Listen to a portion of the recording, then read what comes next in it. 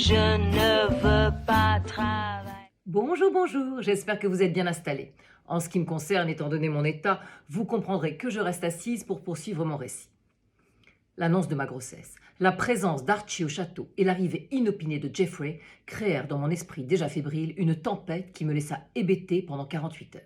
Je voyais bien que les gens s'affairaient autour de moi, que ma mère et ma grand-mère étaient aux petits soins, que Marie-Antoinette roucoulait comme une colombe en chaleur auprès de son Jeffrey, et qu'Archie, qui était arrivé le cœur plein d'amour et prêt à faire sa demande, était totalement dérouté par le fait que je sois déjà enceinte d'un autre.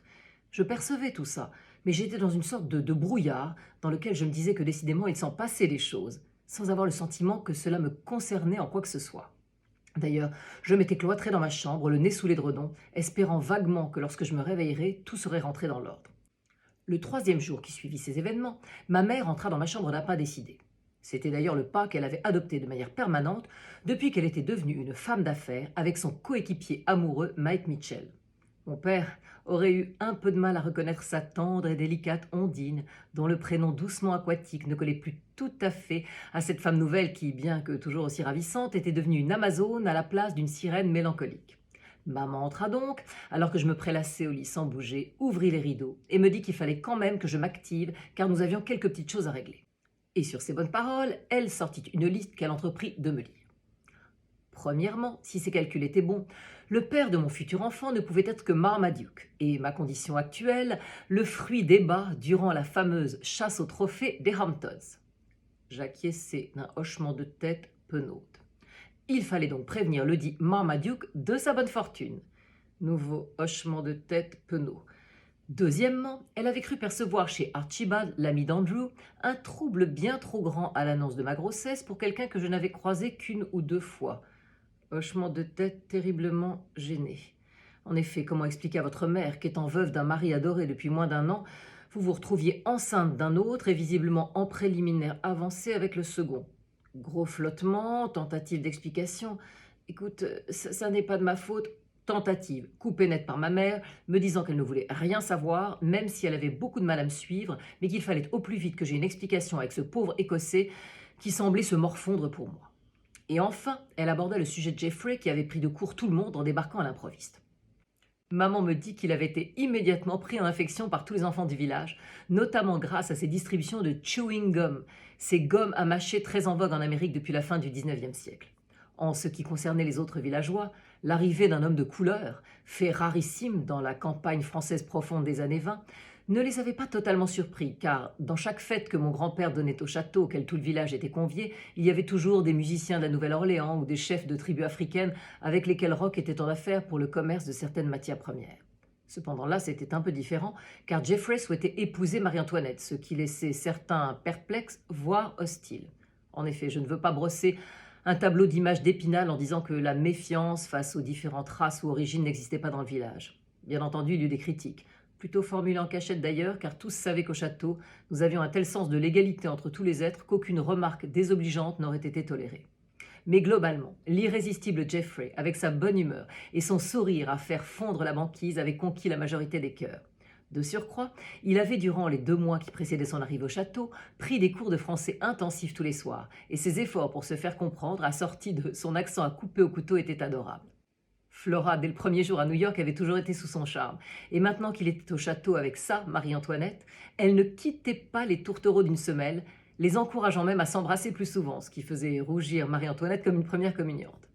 Cependant, ma mère me dit qu'il y avait tout de même urgence à officialiser leur situation et à trouver un emploi à Jeffrey. Ma grand-mère et elle avaient évoqué la possibilité de créer pour lui le poste de second majordome auprès d'Hippolyte. Mais ce dernier, même s'il n'était pas insensible au corps athlétique et viril du beau Jeffrey, déclara catégoriquement qu'il était le seul et unique majordome au château et qu'il préférait rendre son tablier monogrammé plutôt que de subir un assistant.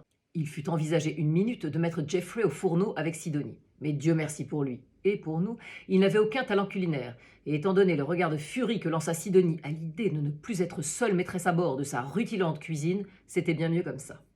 Restait donc le partage des besognes d'homme à tout faire d'Attila, qui, malgré sa force herculéenne, était assez petit et peinait souvent pour certains travaux en hauteur. Jeffrey mesurant presque 2 mètres, il restait à convaincre Attila que la charge énorme de travail pour entretenir le château nécessitait l'adjonction de 2 bras supplémentaires. Avant de venir me trouver dans ma chambre, maman avait donc présenté officiellement Jeffrey à Attila en lui expliquant tous les bienfaits de cette potentielle association.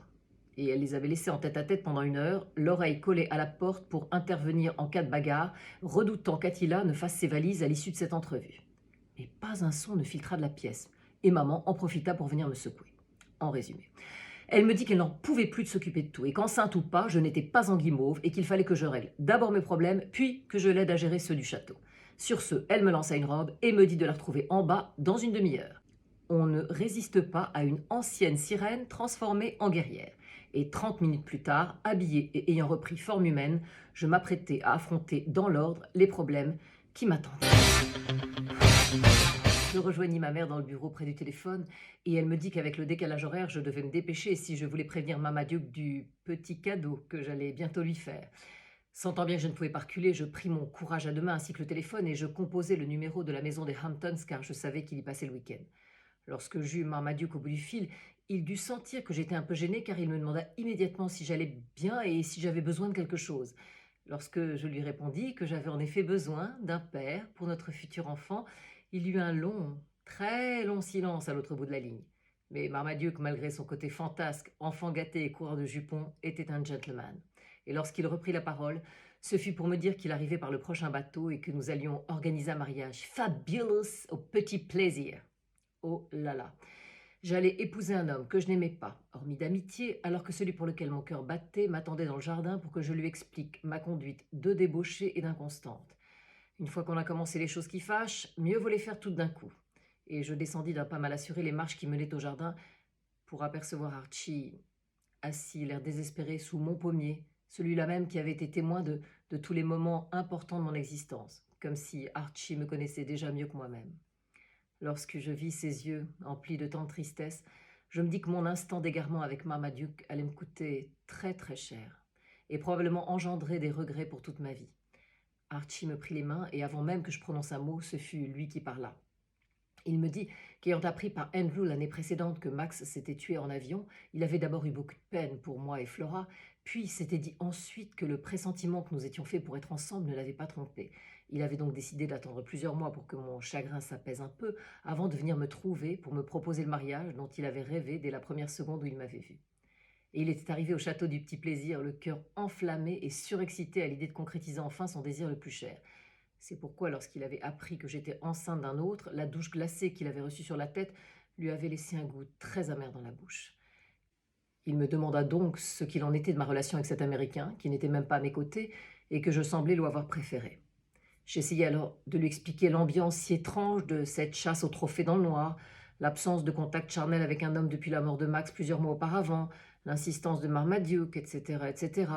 Bref, je m'efforçais de trouver des excuses et je m'apercevais en parlant que je n'en avais aucune, si ce n'est une faiblesse pour les plaisirs de la chair dont j'avais réellement honte. Archie poussa un énorme soupir, me regarda dans les yeux et me demanda si dans tout ça je savais encore quels étaient mes sentiments pour lui.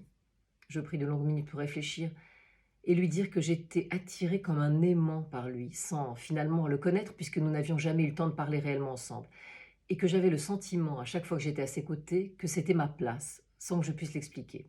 Je lui dis ensuite que je me rendais compte à quel point j'avais été légère et que je n'aurais jamais imaginé les conséquences de mon acte avec Marmaduke, puisque depuis 3 générations de la famille, les femmes ne pouvaient plus tomber enceintes après leur premier enfant. Je lui dis aussi que si la situation n'était pas celle qu'elle était, je plongerais les yeux fermés dans ce flot d'amour que je sentais entre nous sans la moindre hésitation.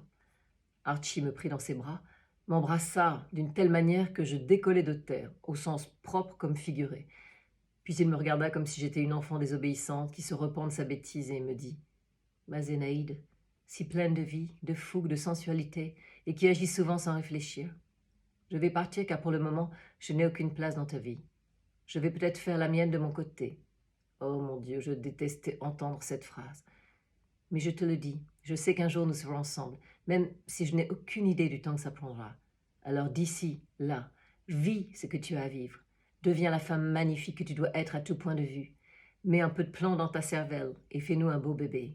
Je serai toujours mentalement avec toi et même si tu m'as fait beaucoup souffrir, je t'aime et pour toujours. Puis il partit, me laissant pantelante de tristesse, de rage contre moi-même et d'amour pour lui et sa grandeur d'âme. En rentrant au château, Je croisais Andrew qui me dit qu'il était bien ennuyé car Archie venait de lui annoncer qu'un problème familial le rappelait en Angleterre et qu'il ne pouvait donc plus rester à ses côtés pour l'aider. Je ne pus dire que « Ah bon ?» d'un air désespéré qui lui fit me regarder bizarrement. Lorsque j'entrai dans le salon, je tombai sur ma grand-mère Épiphanie, excitée comme une puce, qui faisait des listes, oui, une manie familiale, pour les préparatifs du mariage. Lorsqu'elle vit ma mine déconfite, je ne pus m'empêcher de lui dire la vérité sur Archie et moi. Elle me dit qu'elle se doutait qu'il y avait quelque chose, mais n'imaginait pas un tel amour. Elle posa sa liste, me prit dans ses bras en me disant que la vie était longue et réservait sans cesse des surprises. Peut-être le destin nous réunirait-il un jour, Archie et moi. Mais pour l'instant, je portais un second enfant, ce qui était un miracle après des générations de filles uniques, et que cet enfant marquerait le second souffle du château après la mort de mon grand-père. Il fallait donc vivre, se réjouir et préparer une arrivée royale pour ce petit prince, car elle était certaine que ce serait un garçon. Elle me dit qu'à défaut d'être l'homme de ma vie, Marmaduke serait un bon père, elle le pressentait aussi, et que ma foi, pour le reste, on verrait bien. Mais conclut-elle, l'arrivée d'un bambin et un mariage du tonnerre suffisaient à préparer une fête à tout casser qui rendrait au petit plaisir son faste d'avant. Son enthousiasme était tel qu'elle me galvanisa littéralement et que je caressais mon ventre qui commençait à peine à s'arrondir en lui disant « Ton arrière-grand-mère a raison, mon bébé. Tu vas redonner un second souffle à toute la famille. Quant à moi, j'essaierai de faire au mieux pour être à la hauteur et jongler avec mes devoirs et mon cœur pour rendre le plus de gens heureux autour de moi. » 2 semaines plus tard, Marmaduke débarquait, avec un diamant de fiançailles gros comme un iceberg, les dents plus blanches que les neiges de l'Himalaya, la moustache frétillante et un enthousiasme à l'américaine qui ne parvenait pas à masquer une certaine inquiétude aussi palpable que la mienne. Toutefois, maintenant que nous étions embarqués pour l'aventure, autant faire les choses en grand. Et c'est ce que nous fîmes. « Oui, Archie ? Archie ?» Ah, j'ai compris. Il est furax de ce mariage et de toute cette histoire. Alors, il va falloir que je trouve quelque chose pour le rendre joyeux. Je vous dis donc à très vite pour la suite de mes aventures.